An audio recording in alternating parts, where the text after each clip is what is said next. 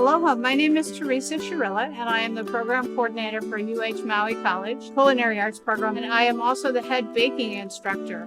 The video that is going to follow will be showing my advanced baking students finishing off their cake project, which usually takes them about 4 weeks start to finish, where they learn several techniques: fondant, how to roll it out, gum paste flowers, how to airbrush, how to do piping skills. For the advanced baking students, they need 4 classes. This is usually a rite of passage, and they take it very seriously, and I'm always very proud at what they produce. And I hope that they learn as much as they can during this process, and I look forward to having anyone come into the program who is interested in baking, and we will also take them there.